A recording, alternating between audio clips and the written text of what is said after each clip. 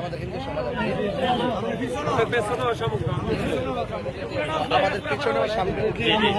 তো আপনাদের প্রতি আমার আশীর্বাদ রইল, আপনারা আমার জন্য আশীর্বাদ করবেন।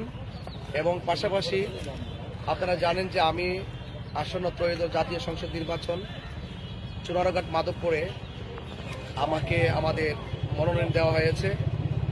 তবে আমি চাই এই দেশটা সবার, আরো একলা, এই দেশটা সবার, ধর্ম বর্ণ দল মত নির্বিশেষে সবাই স্বাধীনভাবে যার যার অধিকার প্রাপ্য হিসাব বুঝে সবাই সম্প্রীতির মাধ্যমে শান্তিপূর্ণভাবে চলবে, ঠিক কিনা?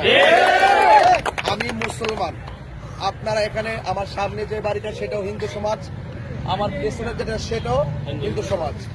তো এই সনাতন ধর্মী যারা আপনারা সম্মানিত, যারা আপনাদের বংশে যারা বসবাস করছেন, আমি চাই এই দেশটা যে সবার সকলের সম্প্রীতির মাধ্যমে আমরা যার যার ধর্ম স্বাধীনভাবে পালন করব। কেউ কাউকে কোনো ধরনের জোর করবে না, কেউ কাউকে হস্তক্ষেপ করবে না। সেই কথাগুলো আমি রাষ্ট্রযন্ত্রের গুরুত্বপূর্ণ জায়গা থেকে আমি রাষ্ট্রযন্ত্রকে বোঝাতে চাই, জানাতে চাই এই দেশটা সবার, সবাই স্বাধীনভাবে বসবাস করা তার নাগরিক অধিকার আছে।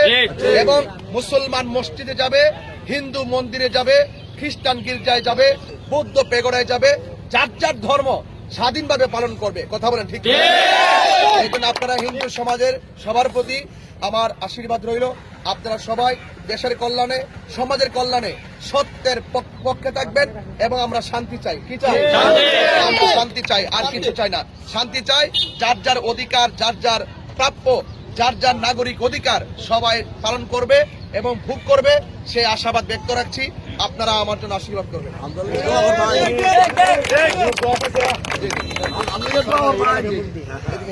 কথা বলবো, আমাদের হিন্দু সমাজের খুব মুরব্বী, আপনার পক্ষ থেকে আমাদের হিন্দু সমাজের আপনার মুরব্বী এখানে আমার সামনে আমি বলছি আমরা তুমি সবাই শান্তিভাবে সুষ্ঠুভাবে আমরা দেশে বসবাস করতে পারি। ইনশাল্লাহ ইনশাল্লাহ। মোমবাতি মোমবাতি মোমবাতি মোমবাতি